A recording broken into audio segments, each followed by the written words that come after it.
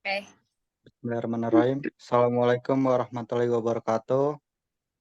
Waalaikumsalam Waalaikumsalam warahmatullahi wabarakatuh.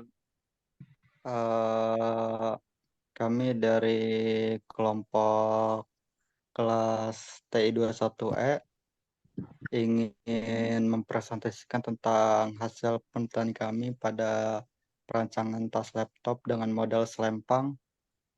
Di sini kelompok kami beranggotakan saya sendiri, Alga Khairullah Pamungkas, dan juga Melani dan Yuswanda Ahmad Fadila. Untuk selanjutnya akan dilanjutkan dengan Yuswanda. Untuk slide selanjutnya yaitu ada daftar isi dengan yang pertama objek penelitian, yang kedua ada pengambilan data, yang ketiga ada tahapan penelitian, yang keempat ada hasil pembahasan. Untuk slide selanjutnya yaitu objek penelitian, di mana pada penelitian ini kami telah memilih tas laptop sebagai objek yang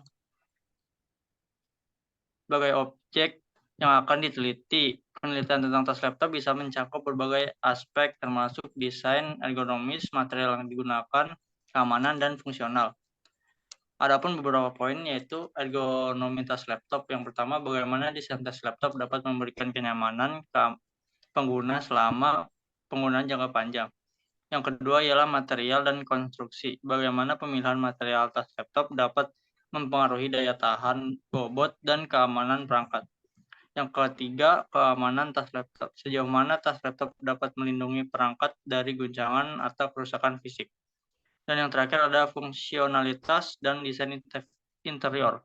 Bagaimana tata letak dan desain interior tas laptop dapat mempengaruhi keteraturan dan kepraktisan penyimpanan. Apakah ada cara untuk meningkatkan ruang penyimpanan tambahan untuk aksesoris dan barang lainnya? Yang selanjutnya ada pengambilan data, di mana untuk nomor satu ada nama data yaitu customer need dengan data primer dicentang. Dan untuk kedua ada produk desain dengan data sekunder yang dicentang. Dan yang ketiga ada KFD dengan data sekunder dicentang. Dan keempat ada HOKI dengan data sekunder yang dicentang.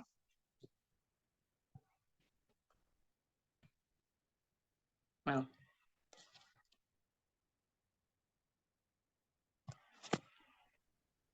Untuk selanjutnya bisa dilanjutkan oleh Saudara Melani.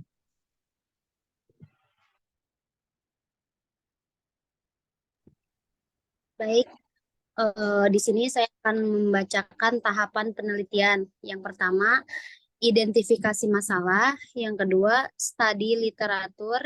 Yang ketiga, perumusan masalah. Yang keempat, pengumpulan data. Yang kelima, pengolahan data dengan QFD. Yang keenam, ada membuat HOKI. Yang ketujuh, analisis hasil. Yang kedelapan, perancangan komponen. Kesembilan, perencanaan proses. Kesepuluh, perencanaan produksi. Dan yang terakhir adalah kesimpulan dan saran.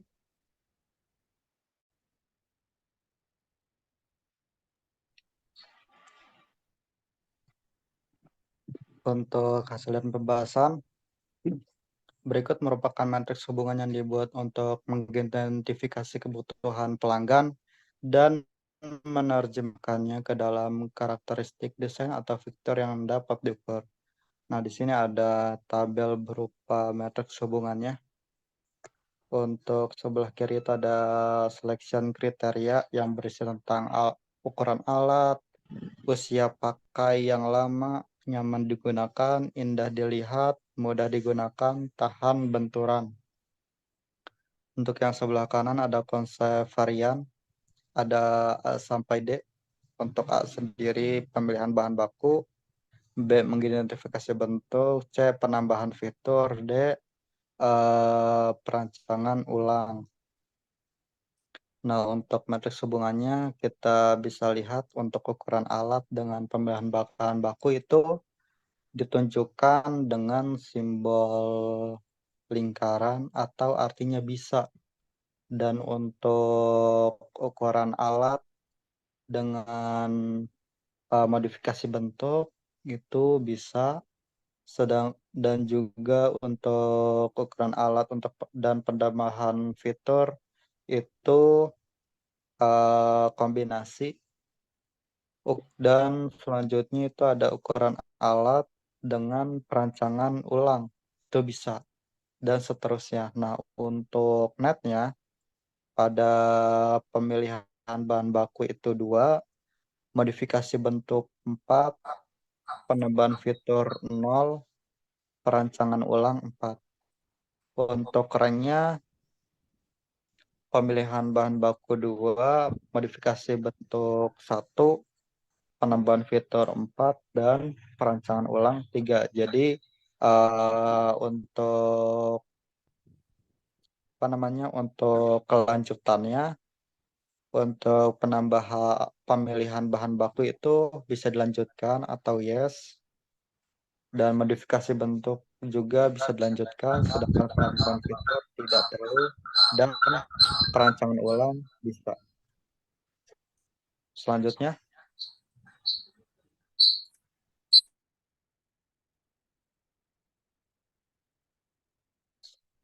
next.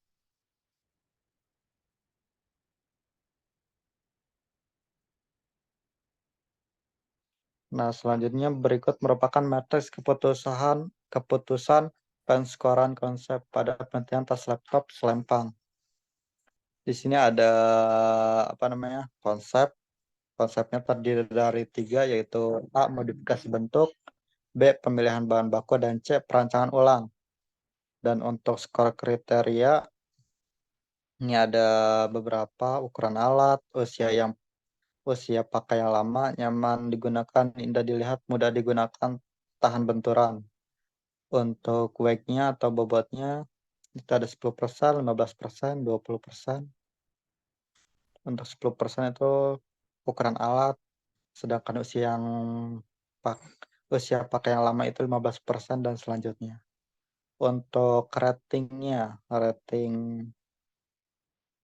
untuk ukuran alat itu pada modifikasi bentuk ratingnya 3, sehingga bobot skornya 0,3. Sedangkan untuk pada ukuran alat dan pemilihan bahan baku ratingnya 2, bobot skornya itu 0,2. Dan ukuran alat pada perancangan ulang rating skornya itu 4, bobot skornya 0,4. Nah, untuk selanjutnya seperti itu cara pembacaannya. Untuk total skornya itu pada modifikasi bentuk 4,35, dan pada pemilihan bahan baku 3,7, perancangan ulang 4,3. Sehingga ranknya untuk modifikasi bentuk 1, pemilihan bahan baku 3, perancangan ulang 2. Untuk kelanjutannya pada modifikasi bentuk itu develop, sedangkan untuk pemilihan bahan baku dan perancangan ulang itu no. Untuk selanjutnya akan dilanjutkan dengan Saudara Melani. Baik, kesimpulan dan sarannya adalah matriks penskoran konsep membantu dalam mengidentifikasi dan memilih konsep yang paling memenuhi kriteria yang telah ditetapkan. Ini memberikan dasar objektif untuk pengambilan keputusan. QFD membantu dalam pemahaman mendalam terhadap kebutuhan dan preferensi pelanggan. Hal ini memberikan dasar yang kuat untuk merancang produk atau layanan yang memuaskan pelanggan. Dan yang terakhir, penambahan responden guna menambah detail pengumpulan voice of user atau customer sebaiknya ditambah. Sekian dan terima kasih.